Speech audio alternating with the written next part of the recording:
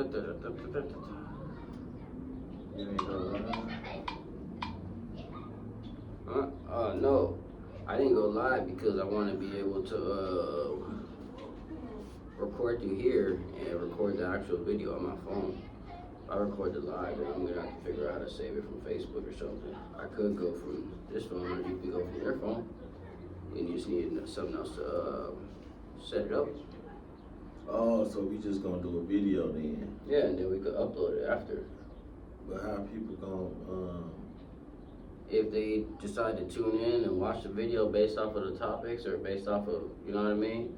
The live, that's when people go live stream and do all the other stuff. I haven't got into live stream yet. There's a lot of different apps like Twitch and different things like that that people use to. No, your Facebook Live. I know. I've never done it on there. That's what I said. If you want to go live on your Facebook while we do this, be my guest. Be my guest. I don't care. Damn. All right, how y'all doing today, man? I'm on here today with my pops. You know, we about to get out here and talk some real. I'm gonna let him go ahead and introduce himself, and I'm gonna go grab us some cold drinks because we ain't got any drink out here. We got me thirsty as hell. I'll be right back. What's going on, everybody? My name is Antoine McGregor Sr., originally from Chicago, Illinois. I'm here with my youngest son, entrepreneur, young business owner, City Cleaning, Paul McGregor. We're going to be introducing a Q&A today. It's going to be asking me some questions about my childhood, how I grew up, what are some of the challenges of being a father and growing up in the inner city ghetto of Chicago. And I'm going to be piggybacking off that and asking him a few questions as well, as far as what are some of the challenges he's been faced as a young father and a young business owner. So you guys stay tuned. This will be our first initial Q&A, and if things go well, we will eventually be going live often. So you guys can chime in and ask questions and give us a little feedback and tell us a little bit about you guys' challenges of being a parent. He's back. All right. So, what's today? It's Friday, March 13th.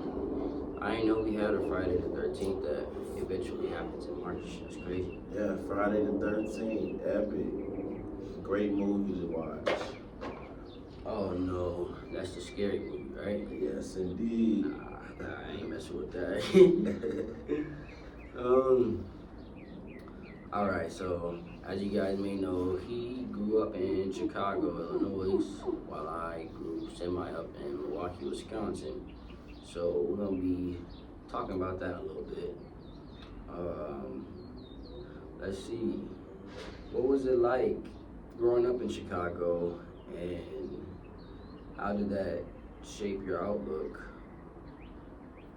Well, for one, let me start off by saying that Chicago is a great city, a lot of landmarks, a lot of great people come out of Chicago as far as celebrity-wise and things of that nature. My family migrated from the South, Mississippi to be exact, and I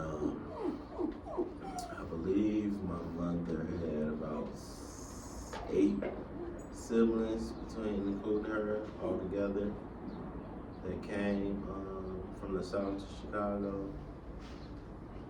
And From the South? What are we talking at from the South? Mississippi. I'm not sure exactly where in Mississippi, but I know it's somewhere in Mississippi. I remember going down there as a child to like a family reunion once or twice. I was really young. We all packed up in the car and drove down. And I remember them roasting pigs and just having a good old time in the country. And and I noticed the way they talked and spoke was different from how we talked in Chicago at the time. It's real country, but as you all know, most of the people in Chicago have that country grammar instilled in them as well, because like I said, a lot of people migrated from the South that ended up in Chicago. My grandfather shared a story with me years ago that he had to leave the South and leave his family back in the South to go find work in Chicago. And then once he got situated, he went back and got his family. So I know that's a sacrifice he had to make as a man to, bring, more value to his family and be able to take care of them, because of all the jobs in the South were leaving. And in order for them to survive, he had to find work, and so that's what he did. He shared that story with me personally about doing that. I couldn't imagine, the times back then that they had to go through some things of that nature to provide for their family. Imagine doing that now. A lot of people go to the service and serve terms in the army and leave their families at home, but that's a whole different ball game from leaving your family miles and miles away to go find work and not knowing how their well-being is going to be while you're away from home. So yeah, that can be scary. So especially nowadays, some of the people that are still in some of those places still experience a lot of the things that happened back in the day.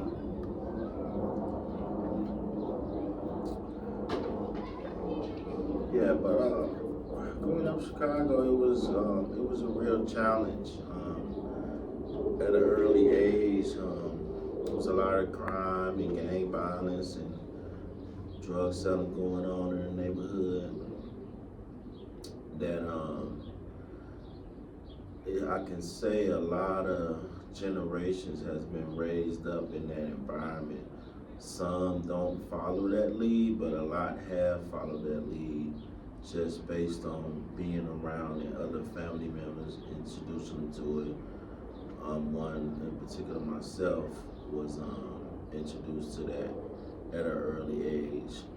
I would say about 12 or 13 when I got introduced to the street life of crime and dealing with drugs and stuff like that. So you say you jumped off the porch pretty early. What year was that when you was age 12? Let's see, I started high school in 92 at the age 14, so this had to be about, 89? Yeah, 89, 90, around that time. Back in the 80s and the 90s. Yeah, and that's when the drugs was around for a while, but in particular, the crack cocaine era had flamed up around that time, where people transitioned from, selling weed and stuff like that, and leave PCP, things of that nature. And, I never forget when the two movies that I think paved the way for a lot of people that got influenced by that lifestyle was New Jack City and Minister Society. It's crazy you brought up movies, because I was just about to say how there's not just a few, but a lot of movies from the 80s and 90s that, showed the lifestyle that was, being lived and that had to be lived for some people. It wasn't no choice. He was, in it, and that was it. Yeah, those two movies in particular was like the gateway to it, because those two movies pretty much showed you how to run an empire as far as dealing with drugs. One of the movies showed you how to actually cook the cocaine up from the powder form to make it hard. And the other movies showed you how you can control an empire and run a successful business as far as the chain of command goes. And dealing with the gangs and the profiles in Chicago, it was a chain of command as well, as far as who was in charge of certain areas, certain neighborhoods, based on their status as far as what gang affiliation they was with. And a lot of they got passed down through the years as far as with the younger generations working up through the ranks. You got introduced to a lot of crime and just in poverty alone, as far as realizing and noticing like, hey, my mom's struggling, my pop's struggling, we're barely feeding this household. Like I said, some people had 4 to 6 kids in the house to feed, and it was a lot of stay-at-home moms at the time too. So that father had to fend for that whole household, you know. And coming from the South, how much experience did you have as far as in a work environment to make you, you know, well equipped to work a regular big city job, as far as a nurse or just anything dealing with manufacturing and production, things of that nature. So a lot of the moms didn't work. A lot of them were like caregivers, from what I can remember, and cleaning people's houses and stuff like that, which is a skill that, you know, you don't really have to be highly qualified to do at the time. You gonna be mad at me, but I'm motherfucker, man. We wasn't plugged in at first. It's still what you call it, 'cause it was catching the audio from just the iPad, so it just wasn't coming straight from the microphone. But now it's into the microphone to where it's catching us. But it's still recorded? Yeah. Oh, okay. Might have So a we little good. I mean, shake hey, out, this but- our first shot at it, so we gonna get it right. You know what I'm saying? With trial and error. That's it. Can't learn without trying. And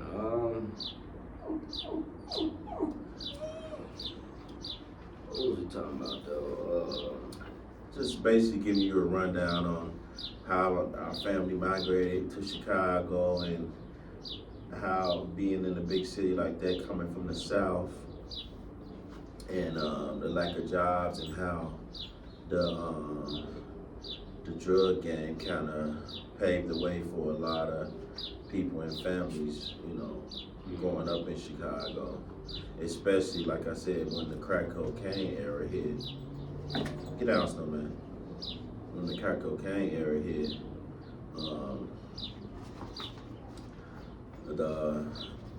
the business aspect of it, and that fast money was coming so fast. And mind you, let me add this.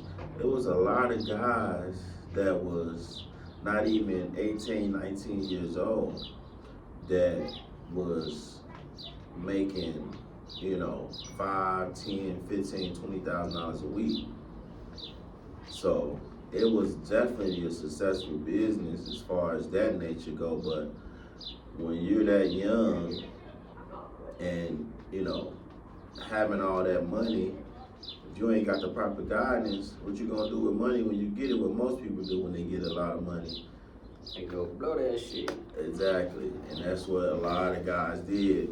You know, they would buy jewelry, clothes, guns, cars, you know, take the girls out to have a good time, you know, do a lot of things of that nature. But nobody was opening up no businesses. You had a few guys who was kind of smart with it, but majority of the guys, they didn't ever think that income was gonna stop.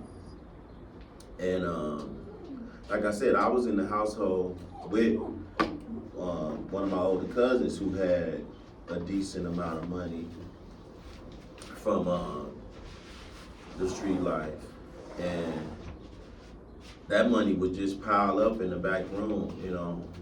I know firsthand because I was one of the main ones counting it. And that money would just pile up and pile up, and he would go on shopping sprees, cars, rims. We would do group excursions, and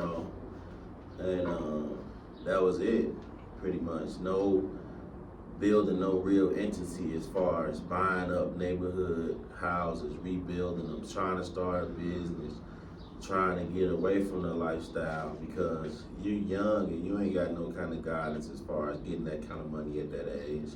You're just living it up until the people come knocking at your door, which eventually happened. That's later on in the story, but yeah. Later on in the story. So that shit, it can go on for a long time, but it won't last forever, like you said. You either gonna get in and get out, or you gonna get in and be stuck. And it's simple as that. And sometimes ain't no way out.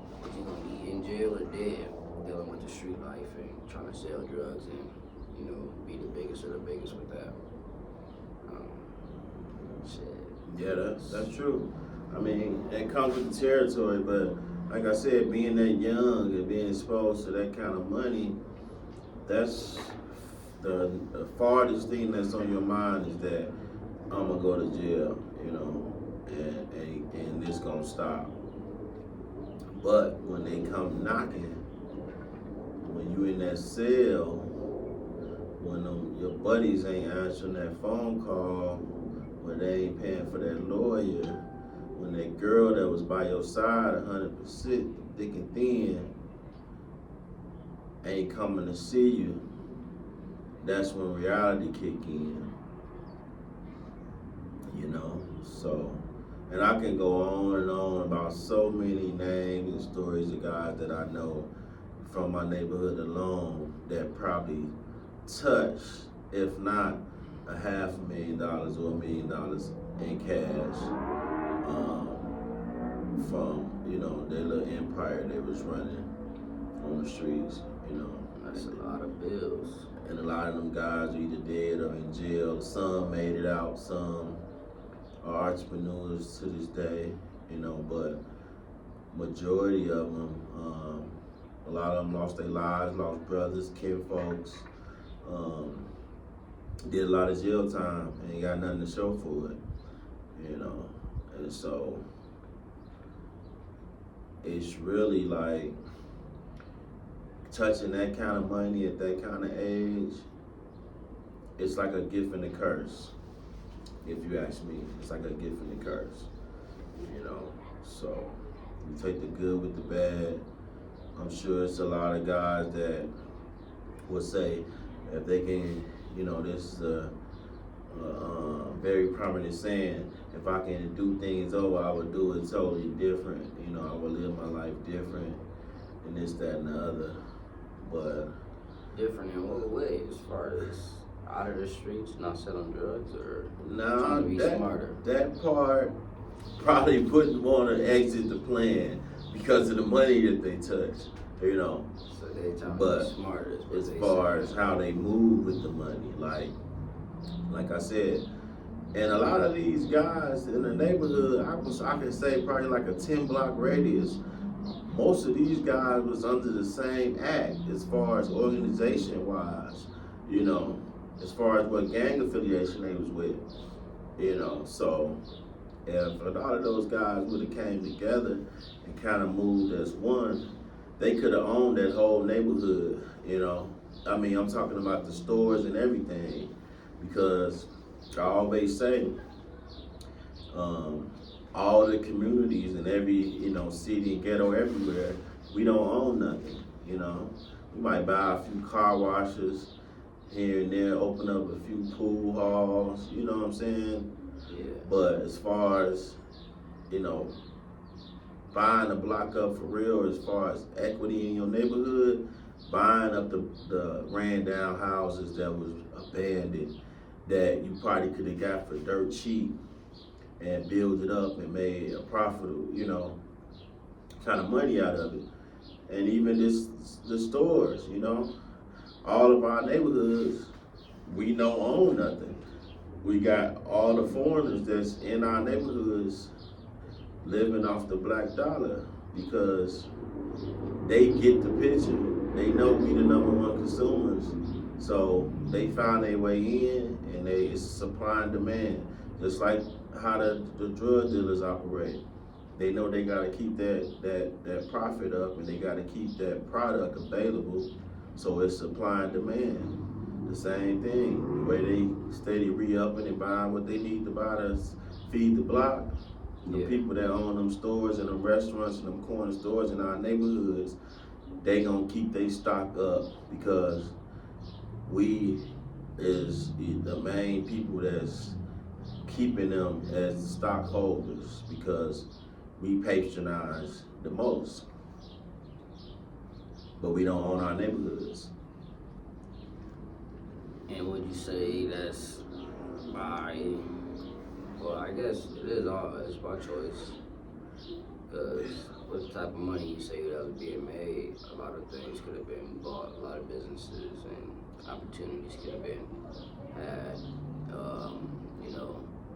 that put stuff on the legit side and, to leave lasting legacies and opportunities for the next generations.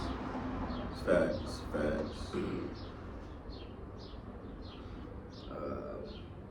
You already said, you was about 12 years old when you started seeing all that stuff around you. Yeah, about 12. Yeah, right before I entered high school because I was like a grade ahead. I skipped a grade earlier in grammar school, so I started high school at 13, going on 14. Mm-hmm. So, like I said again, and I jumped off the porch kind of early because while most of my homies was, playing basketball at the playground, doing teenage things, I was initiated into a drug organization that had me doing, drug organization things. Was that environment something you felt that you was pulled into, or that was something that you tried to stay away from? Oh yeah, I was definitely pulled into it. The main thing I really hated about it is that, a lot of my childhood, I didn't really get to live that free childhood because it will be times with my guys and my homies, they at the court, we playing basketball. I'm in the middle of a basketball game and I get a whistle or yell from across the street because literally my cousin, his operation was like right across the street from the playground. So they can just yell my name from across the street and I knew what it was. When they yelled my name, I had to go pull up to the building. I would hop the fence, go to the building, grab the bread, run into the house and bring the next package, a load, back to the building for them to, dump that off. And I did that, I don't know how many times a day. What do people who didn't grow up around that lifestyle misunderstand about it?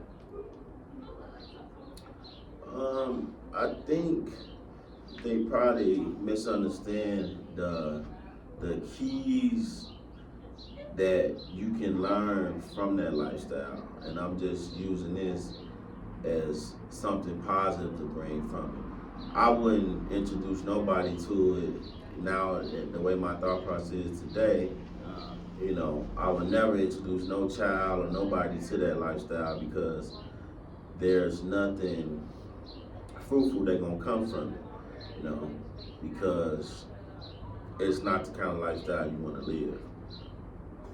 especially when you start having kids and want to do something better with your life, because that one case that you catch or you get in trouble, now you got a record on you, and that could stop you from getting into certain schools and jobs.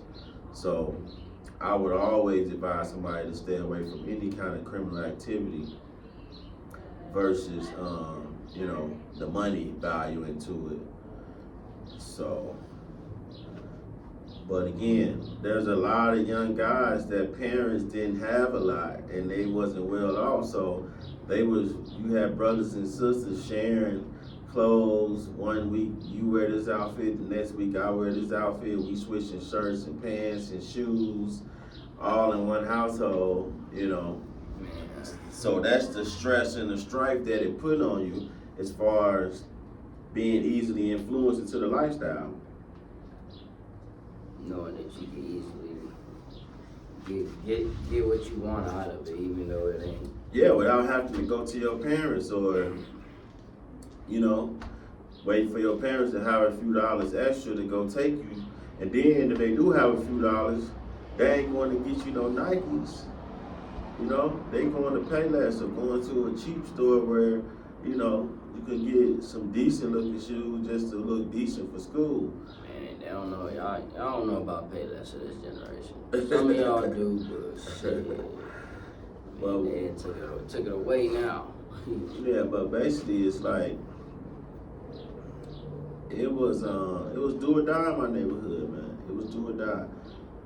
So a lot of people was wanting to be on that doing side and the dying side. But again, you take it with a grain of salt. You got guys, like I said, that grew up together, that, shared the same room together as far as spending the night over each other's house, hanging out, swapping clothes, shoes, whatever. Once the drugs hit, some of those guys became the biggest enemies. Some of those guys looked their buddy in the face and pulled the trigger and tried to kill him over that lifestyle and the money. So that's why I say it's like a gift and a curse when you look at it. That's real. That's true. What else I'm gonna ask you? What were some of the biggest dangers or risks that you saw people face every day? Well, I'm gonna speak for myself first. Me having to,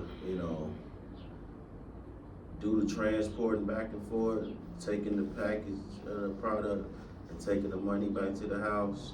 I'm sure, I can guarantee you, so many people in the neighborhood knew that that's what I was doing, because I did it often, and I could have got snatched up, robbed, guns pulled on me, all kind of things could have happened, Each second, any minute, life could have went wrong, could have went left. Yeah, but it's like even though I was young, I was always paying attention and aware of my surroundings. You know what I'm saying? Yeah. I wouldn't always take the same route back to the house, even though it was 2 parking lots, so I can cut through an alley, cut through this gangway, and be at the house. I wouldn't always do the same process. I would come through the back door sometimes, and I would come through the front door. I wouldn't always take the same route as far as taking the product over to this street and bringing it back, even though it was a block away, literally a block away.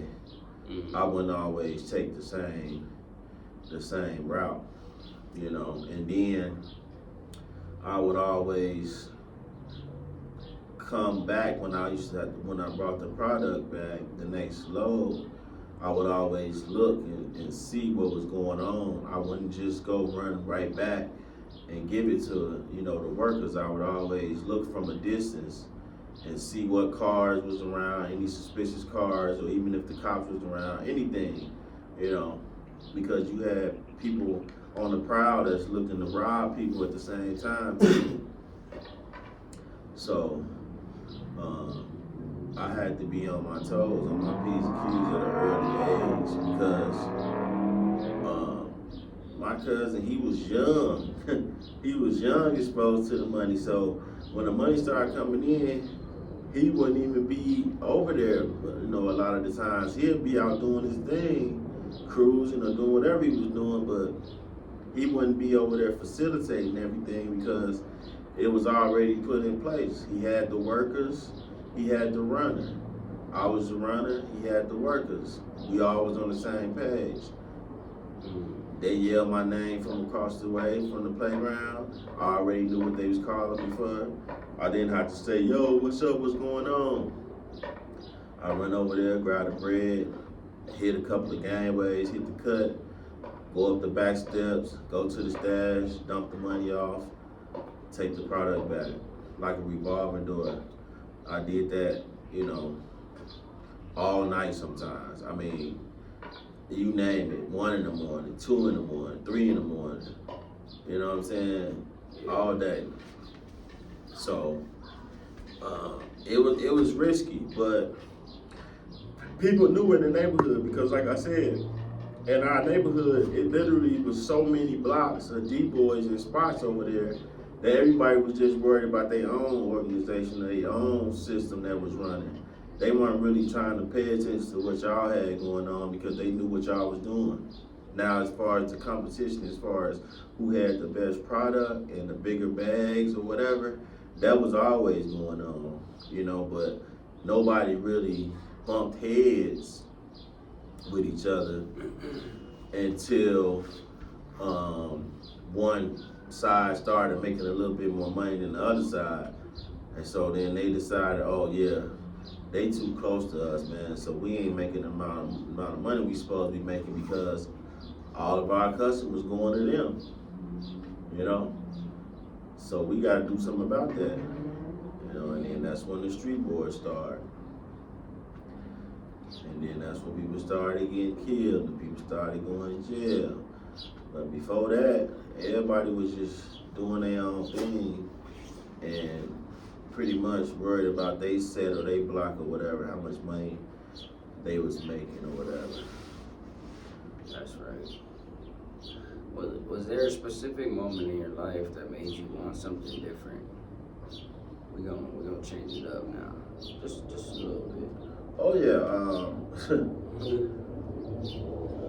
me at that young age and seeing how aggressive my older cousin was towards me and with me in the situation, it always made me want to do something different, and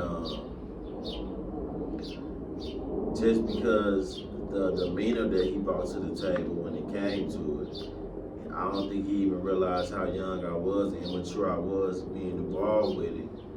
But at the same time, he was coming 100 on 10 with me. Like, I done got slapped a few times, bound, punched, pushed down, yelled at, all kind of things of that nature, Mm-hmm. But like I said, he was only a couple of years older than me too, so he was young too, you know what I'm saying? And I'm sure his mindset was, money or nothing, money over everything, so. But I was scared plenty nights and days, dealing with that, man, because it was always that thought of somebody kicking in this door and, holding us all down at gunpoint or trying to shoot up the house or do any of that, so.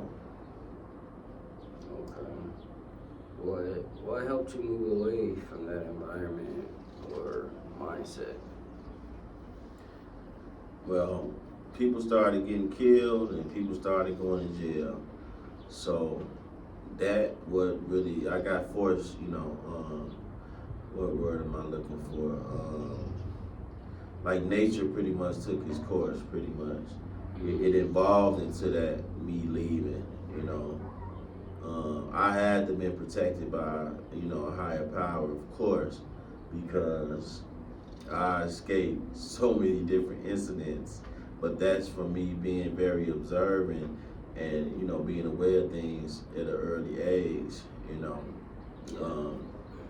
I've been kidnapped before, you know, held at gunpoint, and I escaped that, and it was because I feel personally that God had a better plan for me than for me to go out like that at an early age, you know.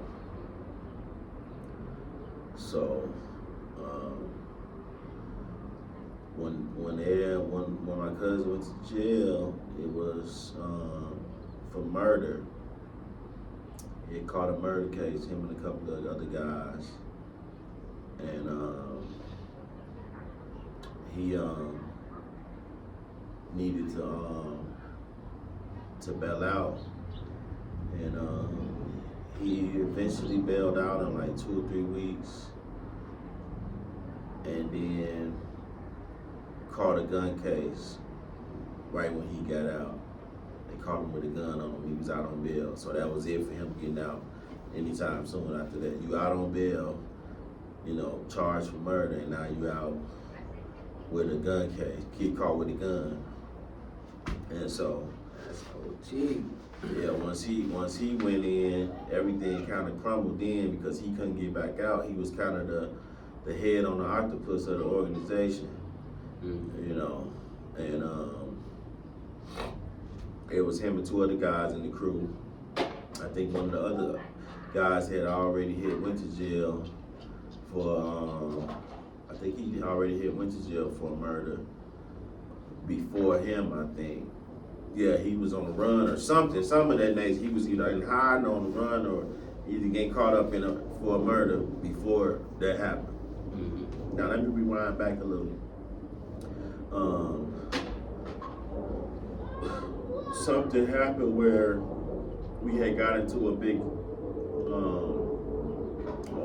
kind of like a little block war with some guys that was a different gang on the other side of Pulaski.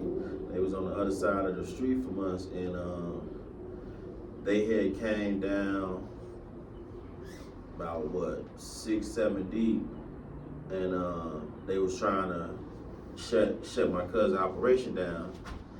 So they came and they called themselves was gonna ambush us, and during that ambush, people got shot and the guy got killed. So that's when things got hot. Everybody know when you're doing any kind of operation as far as any illegal entity, that's the last thing you want is the police on your trail or anything hot of that nature to bring attention to your operation. So once that happened, everything went haywire after that. People got killed on both sides of the coin. The police was hot, sweating everybody, and the operation ended up getting shut down because 2 of the main people that was running it went to jail. And so everybody know you got, chessboard, you got your pawns and you got your, your kings and your queens. So once you get rid of the head, everything else will crumble if it's not no set balance of operation of what's gonna happen if this, that, and the other happens. So that happened, and then everything kind of crumbled after that. People went to jail, couldn't bailed out, went back to jail. Operation slowed down because of the police activity, and then being into it with people at the same time and the police activity, you don't see no money. You can't get your money comfortable that way because now you got to worry about the war going on between you, and then y'all on 1 block away from each other,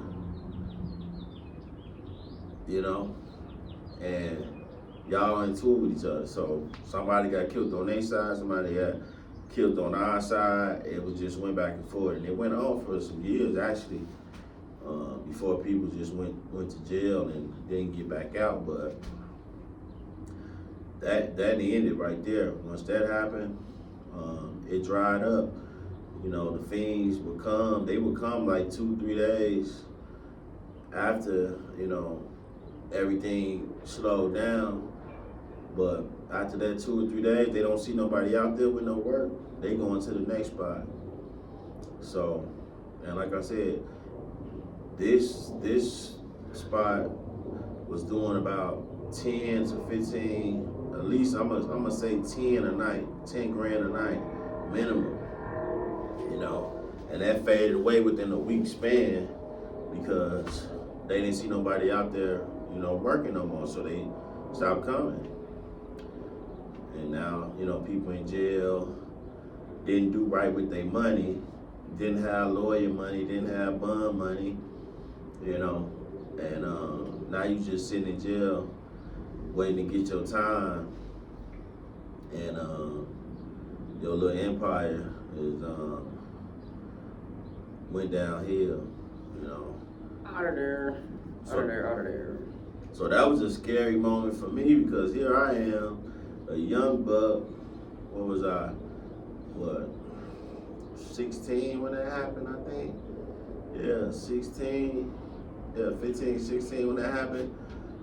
Here I am. I'm left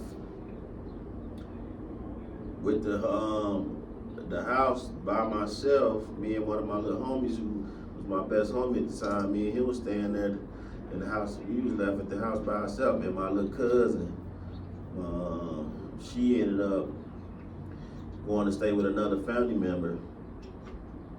I took the hard route, you know, instead of contacting my parents and going with them. I think they did come back though, because they was in Milwaukee at the time, doing all that time when that happened. They had came back to get me, but I was too stubborn and didn't want to go or whatever. And I stayed in Chicago, you know, running around like a chicken with my head chopped off, you know. I did that for like almost a year and a half, I think. Yeah, about almost a year and a half. My cousin ended up getting out early, on early release. So yeah, I did that for like a year and a half. And then ended up going to stay with my other cousin who had owned the house at the time. I wasn't applying by her rules, so she was like every day on my case. You know, I was skipping school, wasn't trying to go to high school no more. Just wasn't doing nothing, really. Just roaming the streets. Looking back, now, what lessons would you say that environment taught you about life? Looking back now. Well, I definitely know for a fact it made me a little bit more advanced as far as my thought process and how I think about things and look at things from all different kind of angles, you know. And dealing with people and money, it's always gonna be some kind of consequence in place when we're dealing with people and money, even with family members, you know. People get into it all the time about a few dollars, you know. I borrowed you this, I borrowed you that, this and that, and it's like it don't mix, you know. Mm-hmm. But the lesson I learned from it all was that you got to be aware of your surroundings and pay attention to what's going on around you, because you can get caught up in something that could change your life. And me being in that lifestyle, it kind of carried years and years to come from me being brought up in it, you know. I wanted to have my own empire. I didn't ever work when I was, you know how most kids, family, like, oh, okay, you 16 now, it's time for you to go get you a fast food restaurant job. Not me. Nope. I didn't get my first job till I was, what, 19, I think? 18 or 19. Like, by that time, I had moved to Milwaukee. So I hanged around Chicago for a minute. And my mother had been in Milwaukee for some years with my other siblings. So once my other cousin got tired of me, you know, ripping and running the streets, she ended up finally, you know, dumping my clothes out to where I was at, hanging on the block I was hanging out at. she ended up bringing all my stuff over there and was like, okay, this is what you want. I'm gonna give it to you in the raw. You know what I'm saying? Yeah. You don't want to go to school. You don't want to do right with yourself. So the streets got you now. So my cousin ended up getting out. I was, like I said, running the streets for like a year and a half. He got out. He moved in with my cousin, which is his sister. And then I eventually came back over there with them. And it was like all over again. He had got out, got him a decent job from his brother-in-law, which is my cousin's husband. He got him a decent job, worked that job for a minute. As soon as he got up enough money, what he go do? What you think he went and did? I already know, shit. You went to go re-up. He went to go buy him another sack, and then he tried to do it all over again in a whole different location, a whole different, you know. And let me rewind back. Doing all this interesting when I was bringing up the part about the gang war that got into it, we lost about, out of that situation, we had to lose about 4 people. You know, on their side, 2 people was murdered. And on our side, I lost my cousin, which is who you named after, Paul Andre. He got killed. He was doing time in prison when the war started. He got out by him being the brother of the guy who was in tour with him. They killed him walking home one day. He got killed when he got out of prison. And then one of the other guys, I ain't gonna mention his name, his little brother got killed, shot up from the situation while he was in jail, in prison, facing trying to get back on the murder charge. So many family members and people got killed during that situation, you know. And my cousin got out. He had him a job, tried to do it all over again, different location, didn't work. The guy who was he was, you know, working for him ended up running off with the money when he got up. He was working for a minute, then he got up to like 10 grand, and then he was gonna go purchase a big amount after that. And the guy who he was trusting with the money took all the money and ran off with it. You know, so that street life, it don't play, and then make it so bad. We chased the dude down, the dude who ran off with the money. We had seen him one day in traffic, and when I tell you, this had to have been one of the most scariest moments of my life. We in traffic, and I'm on the passenger side. I know how to drive by this time. Like I said, I learned how to drive at 13. I'm on the passenger side, and we see the dude at a location. My cousin, like, there you go right there. So we pull up on him behind him. He notices us, and he end up, you know, trying to get out of there. But by the time he tried to get out of there, my cousin was already up on the driver's door. He hopped out the car and told me to hop in the driver's seat. He hopped out the car and ran up to the car and was trying to open the door. Couldn't get in, so he bust the window with his elbow, bust the window and dived in the car with the dude. So now I'm in the driver's seat behind him. They take off.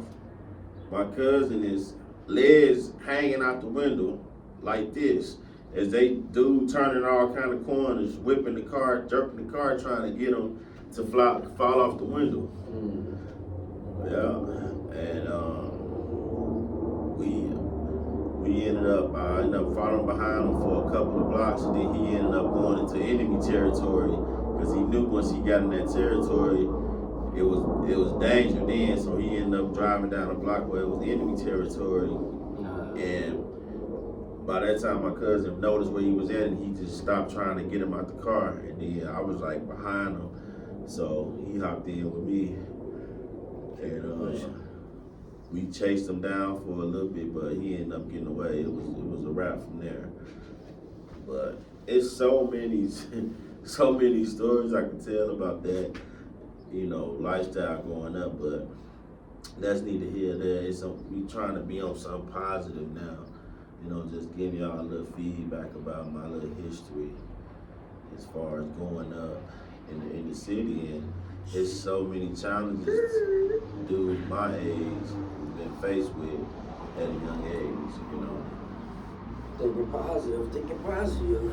What would you tell a young man growing up in a similar neighborhood, or that are growing up in those type of similar neighborhoods today? What would you tell some of these young men?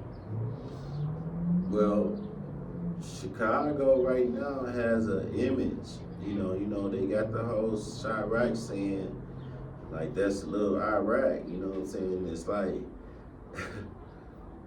they surrounded by it in volumes, you know, and all I can say for the young brothers is that don't be a product of your environment. Try to find a positive source out of it. Join a Boys and Girls Club, a church organization, you know, even a non-profit organization, something that you can keep your mind on the positive track and stay away from everything that's around you. Because I know it's tough, I know it's hard, I know you gotta walk with your head up because everybody tough in Chicago, you know. Can't nobody take a L. Everybody, you know, gonna be on that with you, wherever you at. So you gotta stay on your P's and Q's. And I know it's difficult to try to grow up and think positive when you're surrounded by it everywhere. Everywhere you look at it, when you turn, everybody on that time with you. So, but that my advice is, you know, like I said, try to find a positive organization, whether it's church, a Boys and Girls Club, something you can get into, that you can, you know, go to school, do your work, go home safe, and, you know, get into a positive circle. Because it can be done. It can be done, even though it's a lot going on in that city. It's still some good successful stories coming up out of there, you know, people that make it out and go to college and do right by themselves, you know. But trying to be a YN it's not it. I'm only 22 and I'm gonna drop this song that I made called Not a YN. I'm a father first. That's dope. That's dope. I was gonna say, if you could sit down with your younger self in Chicago, what advice would you give him? My younger self in Chicago, the advice I would give my younger self would have been made sure my education was top notch, because you can use education as a tool into your way out of those trenches. A lot of people don't look at it like that, you know. Now, as far as your education getting you a high paying job, I can't lie to you. That's not factual. It depends on what you go to school for and what you getting into, you know. So, going to college, if you ain't into no academics or no sports or highly talented in some type of sport, you're gonna have to be like an engineer, doctor, or something that's gonna make you some real money, because there's so many stories and so many people that went to college and they out here working regular 9 to 5. They ain't even working a job that they went to college for. So now they paid all that money. If they didn't have a scholarship ride, a free ride on a scholarship, their parents either helped them fund it or they had to go to school and work. And so now they on the get back, trying to go to school for something else or get a trade or do something like that. I'm not saying college is a bad thing. I'm not putting that out there in the air. I'm just saying you gotta have a plan. The way the internet is set up now, you don't need it. You know, you don't need it. If you find your niche and what you want to do as far as what you want to do, because at the end of the day, you got the people that work and do what they do because they love it, and you got the people that work and do what they do because they make good money. You know, and then you have the people that have criminal records that don't have a nice education, don't have no hands-on skills, and they working to get by and, you know, doing what they gotta do to feed their family and survive. But it could be done, man. It could be done. It's just a lot of the people that they don't share their stories, you know? They don't share those stories with these guys and give it to them in the raw on how they went to prison and how they did this and that. That lifestyle ended up having them locked up, how they lost all these family members to it, you know? Hey, it's gonna be a lot more to come, for sure, for sure. This So- is just the beginning. That's the thing that I would like to be more involved with as far as giving back. You know, I feel like I'm in a point in my life where I want to be, you know, I was part of the problem for a long time. You know, I want to be part of the solution now. So that's where I'm at with it. You know, that's why anybody that's on my page, they know I'm always saying something positive or sharing some positive things or, you know, giving some type of dialect or asking some very important questions just to brainstorm with people and see where they at, you know, because I feel like as a community, being a black man, as a community, we have a lot more to offer to the younger generation than what we do, you know. Instead of worrying about our household and what's going on in our household, I think it's more and more of us can be putting back into the community, whether it's just being a voice to be heard or doing some groundwork or whatever, you know. But that platform, that internet, is a powerful platform. It's a gift and a curse, you know. But I would like. Be a doom scroller. I would like to use it more as a, you know, as a gift and a channel to, you know, put out some positive energy and just kind of raise up the community alone. And when I say black community, as far as I'm not demising no other race or no other entity as far as when I'm talking about black. I'm talking about the people that I'm in touch with the most and that I feel need the most help and encouragement from what I see around, you know, and the challenges that being faced with as far as growing up without the father, some without the mothers, you know, parents using drugs, parents struggling to get by, you know. So that's who I want to reach the most. Feel that. Anything you wanna say to these wonderful people out here in the world that's gonna view this video? You wanna leave them with a ending message today? Who said we was ending the video? You high? Hell nah. You ain't even let me ask you no questions. You talk about ending the video. Look at this guy. He trying to kick Pops out. We've been on for an hour. He talking about anything you want to end the video. They're gonna have to take off to go to the school, so. Yeah, I know. I'm just messing with you, son. We finna go make some dinner, man, or I'm finna go make some dinner. We probably hop back on tonight. We'll see. No, I got a meeting. I got to attend. Remember? It's only 5 o'clock. Yeah, but y'all tune in, man. We gonna try to keep at this. This the first initial joint project we did.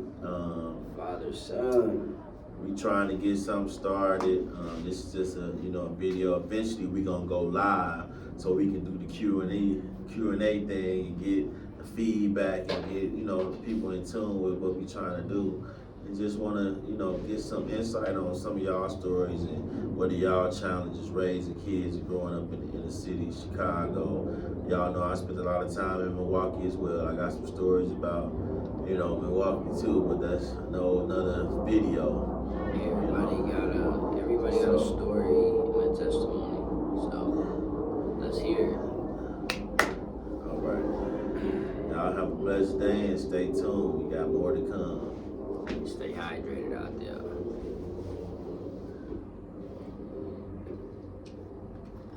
Damn, bro.